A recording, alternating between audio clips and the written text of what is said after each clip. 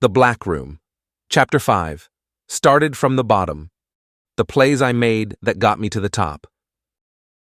The Black Room is not about waiting for the opportunity, but creating the opportunity. And that's what I did. Before I met Derek, I was speaking on stages throughout Colorado Springs, mentoring high school students through a prominent nonprofit, and selling out books at every book signing. My books were in the district. My books were in the library. Locals were jumping out of their cars recognizing me from doing my morning lives on Facebook.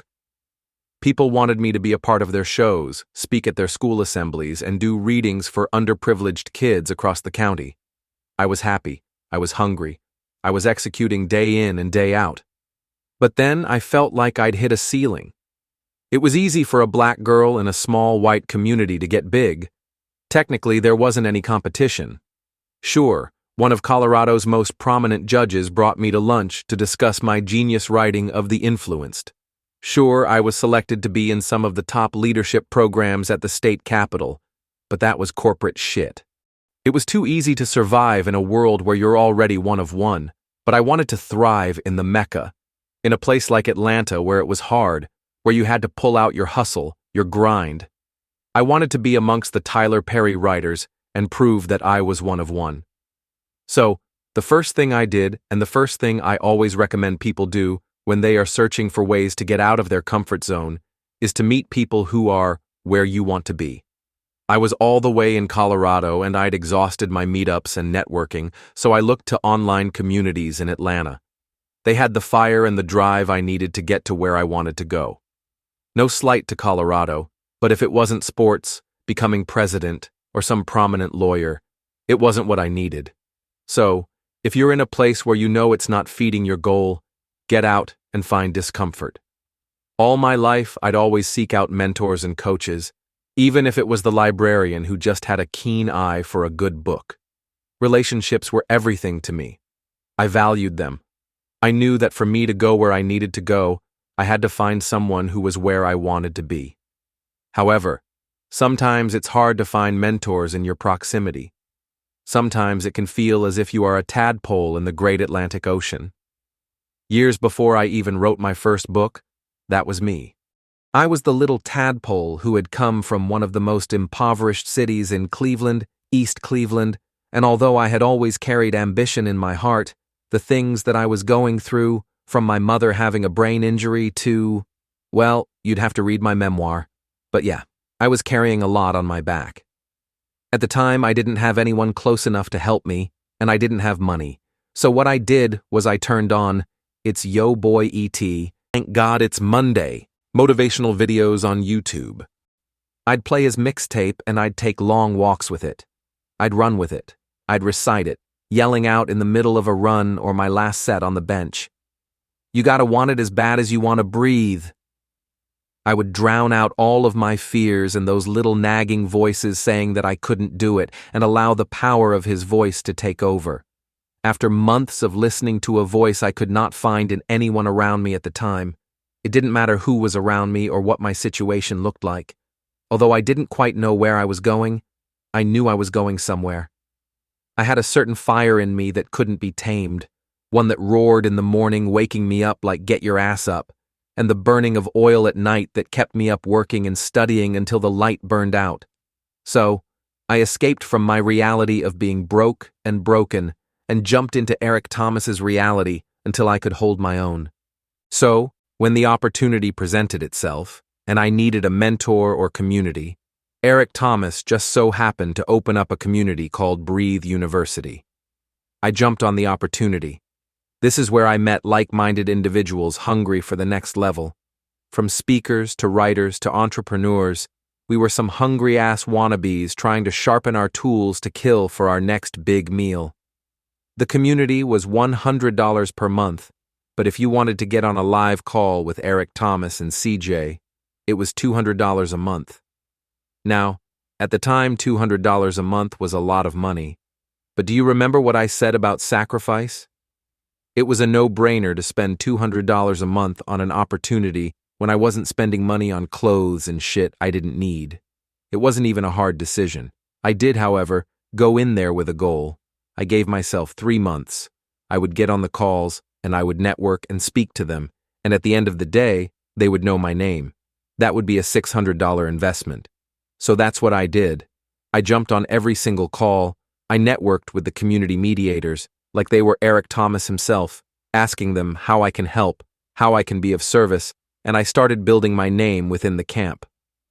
While networking horizontally, I met a few key people who were kind of not famous then, but are pretty well known now.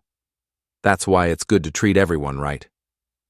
So I jumped into the courses one by one, as there were about 5 or 6 series. Once I got to David Shands' course, I was blown away.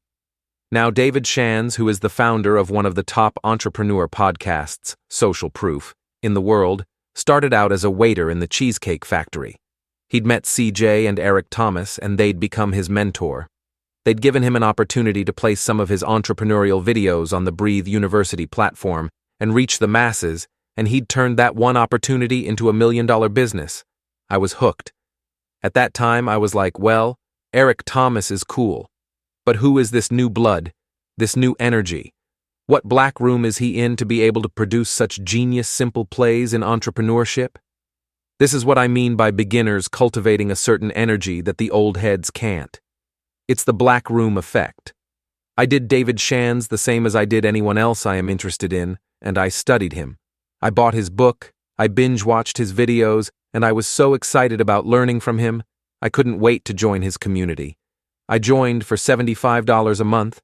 I jumped on every live call and started learning that CJ played an even bigger role than I had known.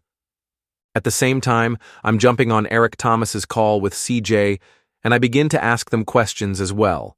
But remember, you have to pay extra for that type of treatment, and even if you do pay, it's no guarantee you'll be able to speak with them. So, I made sure I played my hand carefully.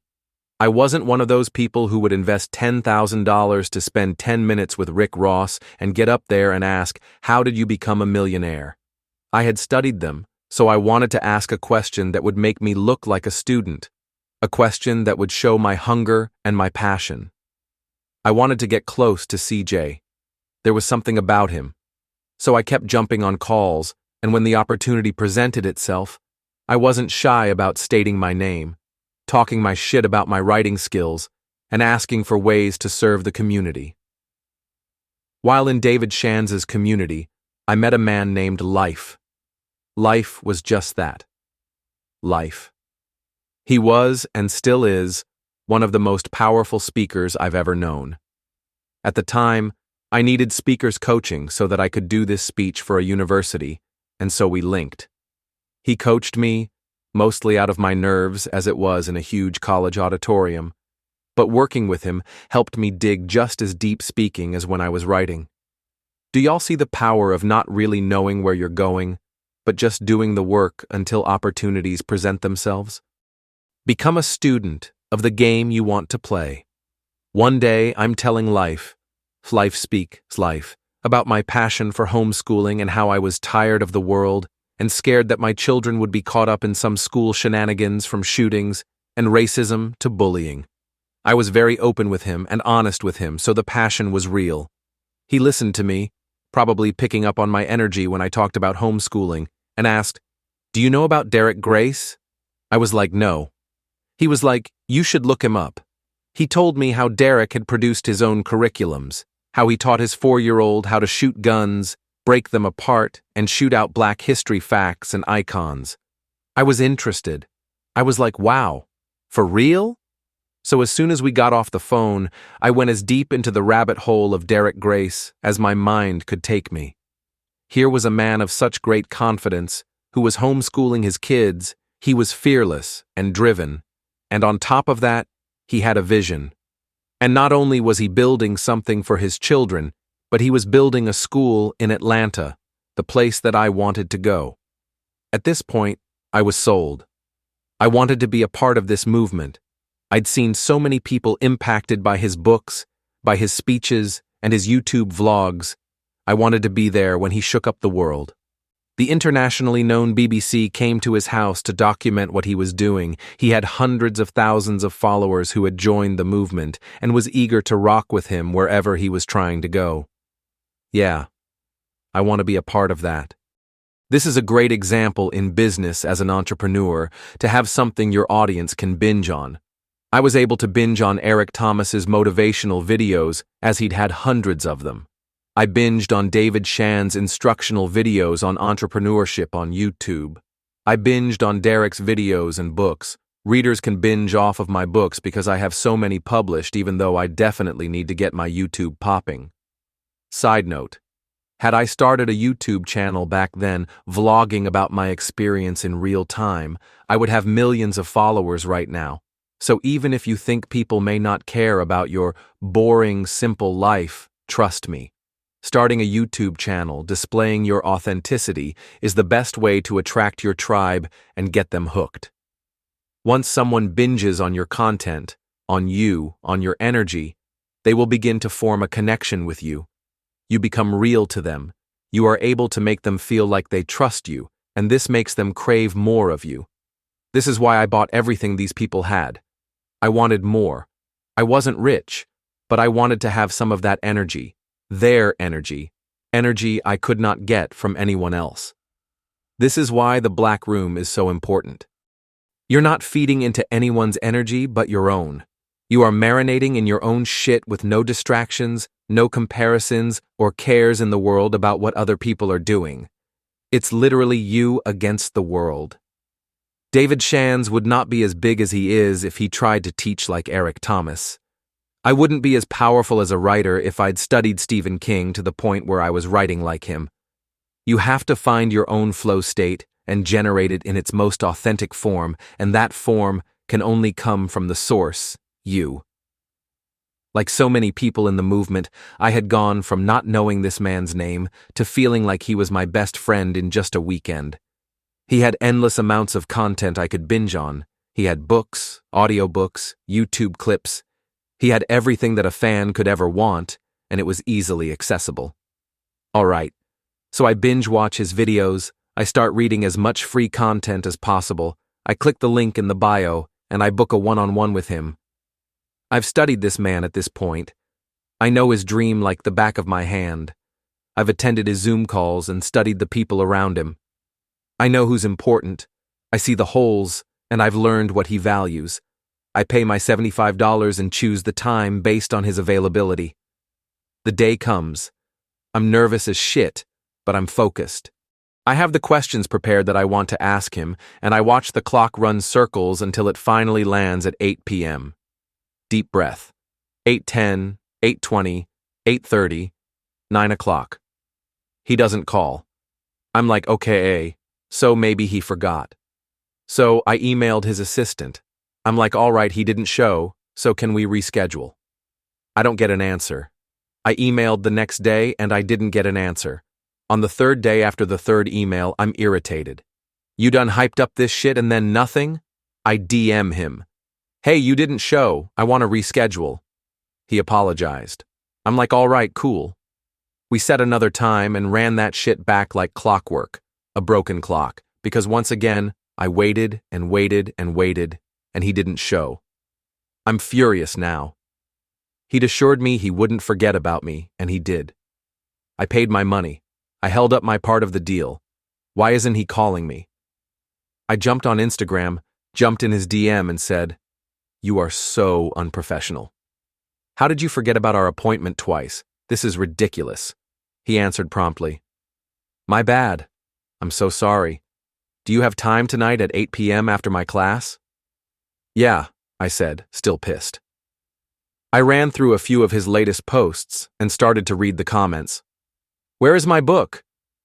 I ordered a curriculum a month ago. You never got back with me." The comments were just overflowing with complaints. My heart lightened a bit. He was busy. He didn't do it on purpose, I thought. He's probably trying to do everything himself. I started doing more research. Does he have an assistant? How is he holding his calls? How is he shipping out his products? I wrote a list of potential problems he was having, and from my past experience with volunteering and investing in other groups, I kind of knew the structure of how everything worked. I was a Sapio, a broke Sapio at that, an unemployed Sapio who didn't have nothing but time to study and practice different systems and processes. When companies sent me an email, I intentionally paid attention to how it was delivered, what app it was delivered from, timing, automation. If I clicked the link in your bio and it took me to a page, I paid attention to the landing page. What was the platform you built your landing page on? Cool. Let me go to YouTube to see how I can build it too. I then would sign up for free trials from different emails and then practice the different tools, from drag and drop to sending out emails to myself. So, I wrote my list and then wrote down what I suggested. 8 o'clock came, and he was on the Zoom just like he'd promised. I was happy, I was excited, but I hid all of that, tucked it deep down inside because I had an even better plan. And this plan could not be pitched by shy Khadijah, raised in Little Jacksonville, North Carolina. I had to bring out the Khadijah who went to one of the roughest schools in Cleveland, bring the attitude, the I'm not playing with you, Khadijah. And he loved it. Hey, sorry about that, he said with a smile. You're good, I said with a straight face. I've been doing a little bit of homework, and one of the problems that's killing your business right now is that people are not getting what they paid for. Do you have an assistant? Or like a customer service team? Yeah. Okay, so... He shook his head in frustration. I could tell this was not the first time this was brought up. I could tell this was a pain in the ass, and he wanted to avoid it by any means. Well, I can give you a suggestion. Instead of sending out your pre-recorded content through email, you can put it on a platform where they can just view it any time. This eliminates sending out email links as far as your Facebook page instead of, by the end of the call, he'd heard enough. Okay, do you know how to do this stuff? Yeah, my ass was lying through my teeth. I knew how it was done and had played around with it, but I really didn't know the ins and outs as thoroughly as I had suggested. I can have it done for you in a week, I said. Hey, Khadijah. Yeah, thank you. You're welcome, I said, only giving him a hint of a smile. But I was smiling so hard inside, you would have thought I'd won something. I'd done it. I'd gotten my foot in the door. Now, it was time for me to prove I had it in me. It was time for me to study every email I'd received, the process I was taken through purchasing Breathe University and other groups like Billie Jean, from being added to Facebook pages to confirmation pages. I had a lot to learn, and fast. And whatever it was that I didn't know, I would just find the person that knew it and pay them to teach me. I may not have known exactly where I was going, but I knew that being a student of the game would be the best way to get me there. You're only as great as the risks you take. Okay, so bet. He introduces me to his assistant, and upon his instructions, she sends me every single PDF of every book he's ever written, all of his curriculums, and access to anything I needed. Everything was in his Dropbox. I'm talking about 10 years of content, pictures, flyers, everything he'd done was there. This man kept everything, and it was hella organized. I went to work. Not only did I start studying every book from cover to cover, but I began to study his lives, his posts, his infographics, his flyers. I wanted to know what it was he valued and where exactly these holes were. I studied Kajabi, a community platform, and I studied MailChimp, the email system he was using to see how we could push emails out more effectively. I was using everything I'd observed from Breathe University, from the customer service to follow-ups, and implemented them into our new in-home banking community. I was also the best student you could find on YouTube University, sitting front row and center at my dinner table eating chicken wings and drinking a Tahitian treat.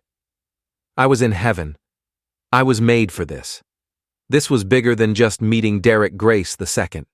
This was bigger than getting my kids into his school. This was now about me working with the most influential marketer on Instagram. It was about me getting as close as I could so I could start learning from him and building with him. My vision was getting bigger by the day of how I could take care of my girls and my mother. I woke up excited every day, more and more driven to learn and execute. But I did have an issue. A slight problem. I lived halfway across the country, and also the assistant wasn't too keen on the moves I was making. She wanted me gone. She was holding out information, trying to warn him about me. It was just getting messy. But maybe she was right. I wanted her position. I wanted to be his assistant as she wasn't doing a good job. So how do you get rid of the competition? You outwork them. You stay up all night and execute, then you outsmart them. And you do whatever it takes. But here was the thing. I didn't just want to be his assistant. I wanted to be what CJ was to Eric Thomas. I wanted to be that quiet storm no one really knows about but is running shit. I wanted to be the brain. And who better to teach you than the brain himself, CJ? Eric Thomas was doing a conference in Atlanta and I wanted to go. I felt that if I could just get in the building, I could make some shit happen. Again, I had been networking over the past couple of months and had been really good friends with some people on his team, one being his cameraman. He wasn't just any cameraman, though. He was also his social media editor and one of the key players in building the community. I also was cool with Eric Thomas's head social media marketer, so I knew that if I could just meet either one of them, I could at least get some guidance or I would feel more confident knowing that I'm not just a fan, but I'm for real someone they know. I'd also spoken with CJ twice on the conference call, you know, the one I was paying $200 a month for, the money I didn't have just to ask 2 questions just so he would remember my name. I was hoping it would all work out. So, I flew out from Denver, Colorado to Atlanta, Georgia, put on my best outfit, which looked like it had come from someone's auntie's closet, and I packed all 3 of my self-published books up, wrapped it up nicely, and was ready to go. I stood in line for an hour or so, got in the building, and as the music turned up, my nerves began riveting through my body. I was scared. Why was I always throwing myself into situations like this? Me and my brilliant ideas. I glanced across the auditorium and saw the cameraman taking shots as people were walking in.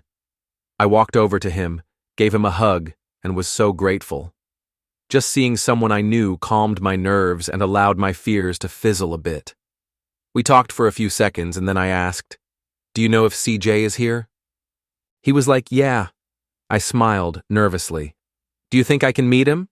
He was like, "Yeah, but you'll have to move fast. He usually doesn't stay around." So I was like, "Bet." I thanked him and rushed to get a seat as close to the stage as I possibly could. Eric Thomas came out and did his thing. I waited. I took notes and waited for his energy to fade to a close. He started to pray, and while everyone had their head down, my head was up, studying the backstage. I could see curtains moving with humans waiting to protect Eric Thomas, and others taking pictures, and I guess backstage VIP. The closer I felt the prayer was getting to Amen, the more my heart pounded through my chest, and the heavier my stomach sank. No matter how much I tried swallowing down the anxiety, that shit wouldn't stay down. The outro music faded in, everyone started clapping, and you could just tell everyone was about to bum rush Eric as he walked off stage. I was watching that stage like a hawk. The crowd got thicker and crazier around Eric, but there in the corner, right behind the curtain, came CJ walking out slowly. If you didn't know who he was, you would have never thought he was anyone important, and I was happy about that. No one really noticed the tall, quiet man, but I did. At that time, he wasn't on any podcast, wasn't on social media. He just stood with confidence, wearing basic-ass clothes, and didn't seem to enjoy not even a glimpse of the spotlight. Eric stepped down from the stage. CJ said a few words to him and was about to walk backstage again. "CJ!" I yelled, as soft but as powerful as I could. "CJ," I said, trying not to come off as a groupie. Was I a groupie? LOL. I probably was, lol. Nah. So he turned, saw me, and then he walked to the edge of the stage. He was in a hurry, it seemed, but not really. He walked down, and then shook my hand. "Hey, my name is Khadijah. I don't know if you remember me from the conference calls on Breathe University, letting him know I support his shit on a VIP level. But I wanted to give you these books I wrote. I'm a writer, and I know y'all push out a lot of books.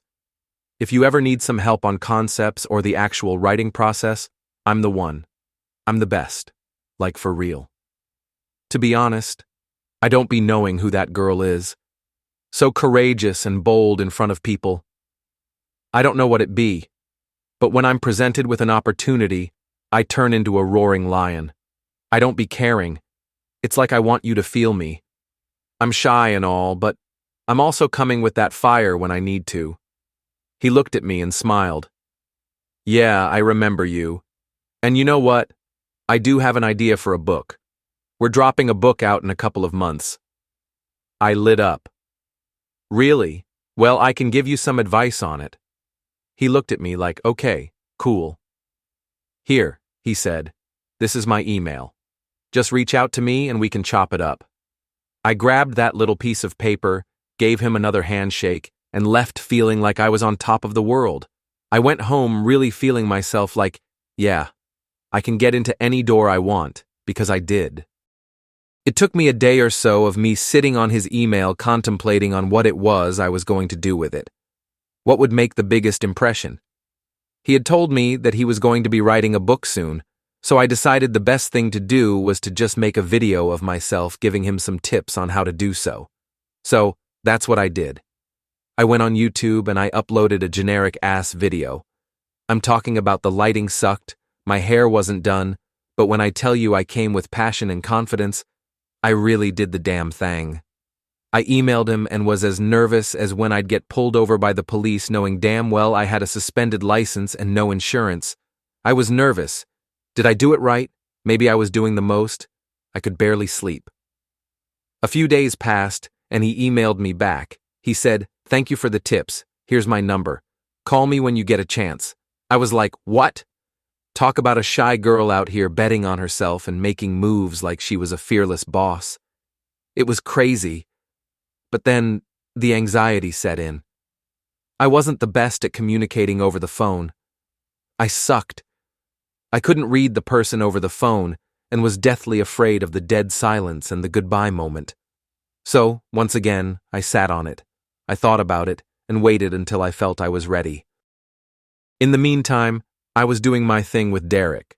The customers were happy, he was happy with the new platform, and everything was going pretty smooth. I kept studying his needs because I felt like you couldn't get rid of me when I was always finding ways to add value. You're stuck, bro. I ain't going nowhere. I still was working for free, but I believed in this thing. I believed in it so much, I convinced my husband at the time to transfer his job to Atlanta so I could truly do what I needed to do. I told him I was going to get us rich. I just had to get out of Colorado. I needed to get closer. I needed to get around the people who could help me take my skills to the next level. And even though Derek lived in Tampa, he was going to base his school in Atlanta, plus CJ was in Atlanta, and I just knew I could do some big things if I could just be in proximity. He trusted me. I mean, he'd seen my drive, he'd seen me work throughout all of these years, and knew my ambition was only going to get bigger. So we picked up and moved from Colorado Springs to Atlanta. Right before the move, me and my husband had separated, but we decided to live together in the meantime until we could get situated, so that's what we did. I was taking care of my mother at the time, he was taking care of his father, and we had our 3 children in the house. Despite all of the responsibility, I now had free range and ultimate freedom to just do me. As long as the kids were good, I truly was on a mission that nothing could steer me from. We were about to get rich, by any means necessary. It doesn't matter if you have to come as you are, just make sure you get there. I had only been in Atlanta for about a week before I had started to get out and network. Matter of fact, even before stepping foot in the Black Mecca, I had already booked a table at one of the largest book festivals in the country, the Decatur Book Festival. That's how I worked. I knew that networking was everything, and I knew that if I could just meet a few people and tell them about my book, things would take off from there. I also had ambitious plans to drag my daughter, Armani, 14 at the time, right along with me. I knew that money talks, especially when it came to teenagers, so I challenged her. Armani, if you can write 25 more poems, you will have a collection and you can publish them into a book. Nah, Mom, that's your thing. Nobody would read my book. For real. I bet you would make a killing. Just try it. She only had 1 month before the big move, and that next weekend would be the event. She thought it was impossible. She didn't think she could come up with something worth buying. Convincing her took a minute. It took a lot for her to believe it would work. The event came, and what do you know? She was selling so many books, stealing so much of my customers' attention. I couldn't wait for her to take a bathroom break, get hungry, or sell out. Sell out is what she did. And as soon as she sold out, she was itching to spend her money, so she left the table like a big boss, leaving me solo, and I finished the event selling the rest of my books as well. The next event was just a week later. I had gotten little Khadijah linked up with a girls' self-esteem camp where she could explore making outfits out of thrift clothes, baking homemade goods, cooking from scratch, and attending empowerment sessions with little girls like herself. She was only 8 at the time. We were having fun. We were outside for sure, and looking at all the Mercedes and Bentleys being driven by black professionals as we went to different places in the city. This was new to us. There weren't any Lambos being owned by black people in the city where I was from, and definitely not Colorado. Seeing that for the first time was magical. It lit a fire within you. It made you feel like you could do anything. It was then I knew I was in the right place.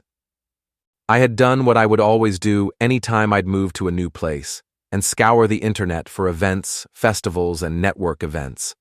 I was minding my own business, going with the flow. And then Derek calls me. Khadijah, I'm in Atlanta. I sighed. It felt like he was always challenging me, hurrying me, keeping me on my toes. I went silent. The nerve-wracking anxiety in my chest started to brew up through my throat. He broke the silence. Can you meet me at around 6 p.m. tonight? Yeah, I think I can do that. I couldn't believe how last minute this was. It was like I had barely unpacked any boxes.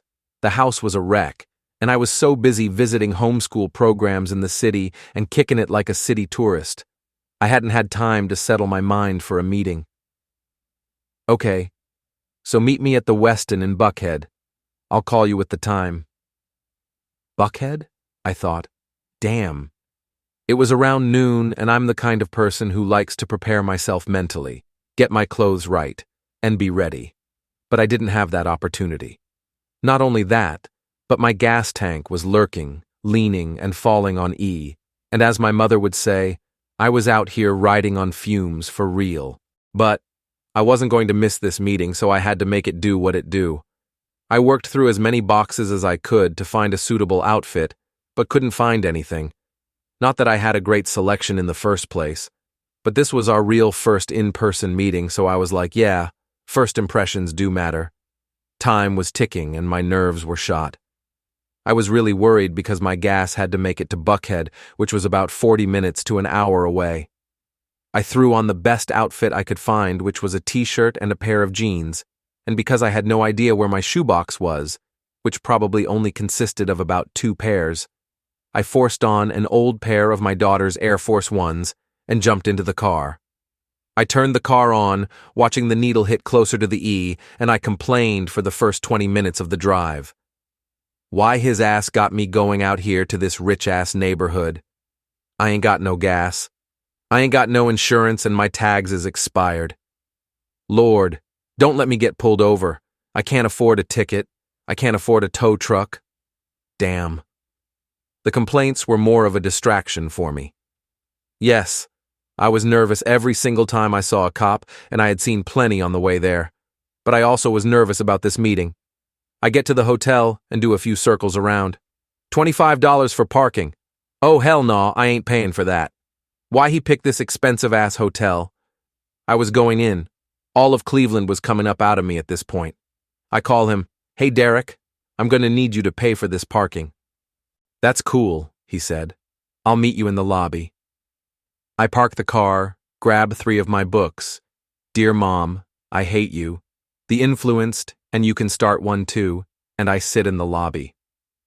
I'm thinking the worst.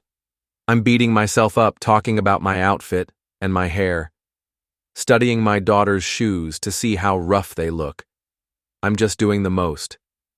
I sit there for a few minutes, and then I sit up. I hold my head up and start to change the story that I wasn't good enough. The story that I was looking bad, and I said, "Girl, get it together." I take a deep breath. I fix my posture, and I tell myself how lucky he is to have someone like me working with him. The elevator doors open, he comes out. I stand up. We walk towards each other, and I say, "Hey." I hand him my books. He gives me $25 for my books and $25 for parking. I say, "Thank you." He says, "You're welcome," and like two regular stegular humans we greet each other, and I follow him up to his room. As we are going up to his room, I'm asking him questions about our next move, the plays for the next call, and by the time we make it up to the room, I have my camera out interviewing him for content. He looked at me like, "Damn, this girl don't play about her business." Business was what excited me. I loved hearing the vision, strategizing a way to make shit happen, and then executing on it. I was obsessed with getting shit done. I'd stop for a few moments to admire the view as we were in the penthouse, and then went back to business. After about an hour, he let me know he had a meeting with a woman and her daughter. Immediately, I start strategizing a great way to capture this moment for content, and as they are welcomed into the room, I'm filming, studying, and learning how to add the most value to the vision. The meeting goes great. The guests leave and I'm stuck watching the sun go down off the balcony, the silence and tiredness of the day seeping in. "So, yeah, I'm about to go home," I said, turning towards Derek. He was sitting at the table propping up his tripod, preparing to go live for the third time. He said, "Okay," and he walked me to the door. We hugged probably for the first time and I left. I walked down the hall feeling so happy inside. He didn't have to say much to me about how I did. I just knew that I was the one for the job. I just saw things that nobody else could see. His vision was aligned with mine. I took the elevator down to the garage, hopped in my hoopty, sighing at the gaslight popping on, and I drove home with this feeling in my gut. This is it. This is where I belong. Comfort and familiarity will get you nowhere. Get off the bench and get in the game. After meeting with Derek, I knew exactly what I wanted, and I knew exactly how I would get it. It was more apparent than ever. It was a more profound feeling confirming where I wanted to go next. I wasn't playing. I wasn't coddling the idea or taking it lightly. I wanted to be Derek's brain trust, and that's what the fuck I was going to do. I didn't know exactly what that meant, and to be honest, I'd never done the job. But I remember so vividly watching Kimora Lee Simmons's reality show, Diddy's reality show with his assistant, and all the other shows showcasing the life of a superstar, but the assistant beside them really running the show. I remember when Oprah tried to pay her assistant millions of dollars to stay with her. I wanted that, and so I picked up the phone carrying as much courage as I could, and I called CJ. "Hey CJ, I would love to talk more about your book and help you with your book." He then said, "How much do you charge?" I paused and then went right in. "CJ, I only want one thing from you. I am currently working with a man named Derek Grace II. I can see his growth, I can see the vision, and I want to be what you are to Eric Thomas. If you can just be my mentor, I would love to help you write your book." He thought about it for a second. He reminded me of my first mentor, who would always ask people exactly what they wanted before he'd even go out for coffee with you, and he hated the words, "pick my brain." My first mentor was very honest about the fact that he wasn't going to waste his time. He also wanted to be clear that he didn't want to mentor anyone who was wishy-washy about their dreams. He just didn't have time to be figuring you out. What do you want? Am I the best person to help you get there? What can you provide me in return? It was always cutthroat, short, and sweet. He'd taught me well. So I knew I had to be clear about what I wanted from CJ, and also make it very clear that I wasn't there to waste his time. After a few seconds, he said, "Okay, let's have a meeting at my house and talk about it." He gave me the time and the location, and I just couldn't believe things were happening for me this fast. I hadn't even been in Atlanta for a month. Now that I was in proximity, I had the freedom to move around, and just be in the right place at the right time. I hadn't yet secured my spot as Derek's assistant, so I was ready to execute on my next play. At the time, he was working with the Shifters, Brother Ben X, Riza Islam, Ajna, 19 Keys, Billionaire PA, and some others. It was summertime, so I was in Cleveland spending time with my family. I'd gotten wind that Derek was hosting a big event with the Shifters. It was supposed to be in Tampa, and I'd heard about it only a few days before it would happen. This is how you know we weren't close at the time. He didn't even tell me about the event. So I decided that since he didn't tell me, I wasn't in his mind enough, and so I decided to just go. I threw my kids and my mother in the car, and I drove the longest 17 hours of my life to Tampa, Florida. Mind you, I didn't have a lot of money. I'm still riding without insurance, and life is lifing. From my mother having the runs the entire trip, having to change her clothes and wash her up in backwood gas stations, to 3 kids being kids in the back seat, I was so determined to get there on time, despite all of the stops. I got to Tampa at around 6 p.m., which was the same time the event had started. I had to check in the hotel, give my mother a bath, and run to Walmart to buy her some briefs which she only wore because I was afraid she'd have an accident at the event, and we arrived about an hour and a half late to the event. The venue was a crowded, club-like scene. It was hot and filled with people, some standing on the walls just to listen to the Shifters. I felt like I was late for church, passing through the seated crowd with one finger up, head ducked a bit, chanting, "Excuse me," until I found a seat. As I walked through, Billionaire PA had the mic. I made sure to make just enough commotion to get Derek's attention, but not too much to piss anyone off. It worked. Derek looked up at me, nodded a slight, "Hey, I didn't know you were going to be here," and went back to his usual Sigma-like stare at the crowd. I did it. I got there. I got his attention, and of course, I took notes. I took my mom and 7-year-old to the bathroom, making sure to be seen every time I got up, and just waited for an opportunity to shine. The opportunity came. Billionaire PA asked the kids in the audience to come up and share their dreams.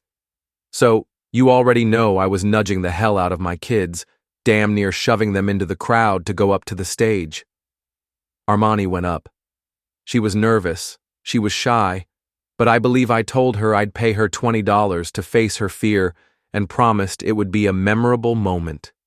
She went up fighting her nerves like her mama and introduced herself. Billionaire PA asked her, "Do you know how to do the things you need to do to make your dreams come true?" She paused. She looked into the crowd. She looked over at me. To quiet the awkwardness, out of nowhere, Derek said, "Yeah. If she's Khadijah's daughter, she got it." "You're Khadijah's daughter, right?" he asked. That was all I needed to hear to confirm I was in. Billionaire PA asked her another question, and Armani's nerves must have completely died because this girl spoke so beautifully and confidently she got a whole standing ovation. She was a star, and I was a proud mom. After the meeting, I waited outside just long enough to say hi to him and to let him know my ass came all the way from Cleveland for this. He thanked me and said, "I'm going to call you to come with us." I was like, okay, and I went home. That night, I saw on Instagram that they all met at a restaurant and were living their best life. I'd hoped he hadn't forgotten about me, but I didn't want to be a groupie, so I just chilled and waited for the call. He'd call me the next morning. "Hey Khadijah, if you're still here, I want you to come to my house. Here's my address. Let me know if you need anything." I was ecstatic and nervous all at the same time. This was it. I didn't know what would come of this, but all I knew was that he needed me and I needed him, and if we were to come together and build, we would build some solid and magical shit. That next day, I made sure I was dressed to impress, my version of it, of course, and I arrived at his home about 5 minutes before the time he'd instructed. There were no cars in the driveway, just a large Spanish moss tree welcoming me to its home. I went up to the red door, knocked, and no one answered. So many things ran through my mind. What do I say when I first meet him? Is he going to be alone? How does my outfit look? My hair? I had allowed my mind to wander, until my nerves got the best of me. And then, at the peak of me trying to get my confidence together, here pulls up a black-tinted Suburban. The driver came out and greeted me as I stood awkwardly by the door, and I watched as he continued his job letting everyone out of the SUV. This caught me off guard. The car was full of people, an entourage. I was super shy. I could handle one person or even two people, but when it came to cliques, I'd always felt like I didn't fit in. Ajna was the first to step out. She was stunning. Her confidence was on 1,000, and I'd wondered what it would take for me to have that kind of confidence and feminine grace. Then, Brother Ben X in a suit carrying the Nation of Islam vibe, and then Brother Ridza Islam, Derek, and Billionaire PA. I'd watched everyone pass me before going into the house. Here goes Shy Khadija again. I hated that. It's like sometimes I could be bold and not give a fuck, but other times the moment would get the best of me. Some of them spoke, while others didn't. Ajna was one of the ones who made sure to stop and acknowledge me. She leaned in for a hug, told me how beautiful I was, and greeted me with the utmost respect. Finally, Derek walked up to me as everyone else had gone into the house. I leaned in to whisper in his ear, "You sure I'm good to be here? Like, I can come back?" He gave me this look like, "What? How dare you ask me something like that?" "Yeah, you good." After that, I was cool. He was like a big brother who reassured me of who I was at the moment when I'd forgotten. I walked in ahead of him as he held the door for me, and I walked towards the back. And that was the first time I'd experienced the Black Room. The Black Room will always and forever be one of the greatest defining moments in my life. It's where I was pushed, stretched, and transformed into an absolute beast when it came to getting money, impacting lives, and facing every fear imaginable in this game.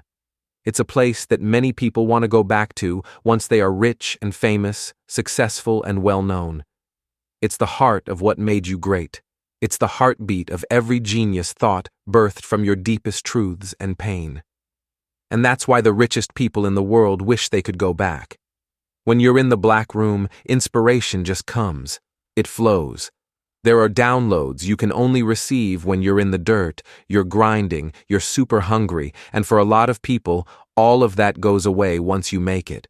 Some people would pay millions to be able to experience that kind of heart again. So they hire new blood, new talent, people who are still in the mud and either find inspiration from them or pay them to ghostwrite songs, raps, and books. They've lost their magic. Some will even try to duplicate the Black Room, but it will never be the same. You just can't go back. So, if you are in the Black Room right now, appreciate it. Appreciate the darkest moments, the trials and tribulations, the hate you're getting, the rejection, and the lessons. Even enjoy the people that are in it with you. Because a lot of times, those memories of the very people you love while you're in the Black Room will disappear, and your relationships will be tarnished by your success. I hear people all the time talk about back in the day, when they had the funnest time when they were broke and trying to figure it out. The genuine bonds developed through shared hurt and pain, the risks you took with the people you loved, the laughs and tears you shared, the sleeping on the floor because you were too broke to buy a bed, you sneaking girls in the basement during a studio session. Life changes so fast, and a lot of times we get so caught up in chasing, we end up missing out on the moments and people who got us there. To everyone who knew me from the unlearn and relearn days and rocked with me, I appreciate you. Some of you are still there, just waiting for me to come from behind the darkness and show the world my genius. You never stopped telling me who the fuck I was and how powerful I was, reminding me that I was the brain. I thank you. I went through a lot to get here, my Black Room, and I'm grateful to have birthed a baby so brilliantly beautiful and one that could help the masses. I love you all. Stay focused, live in gratitude, and find your way within your Black Room until one day you come out shining so bright, the world can't deny your brilliance. Yours truly, the one and only, the Brain Trust.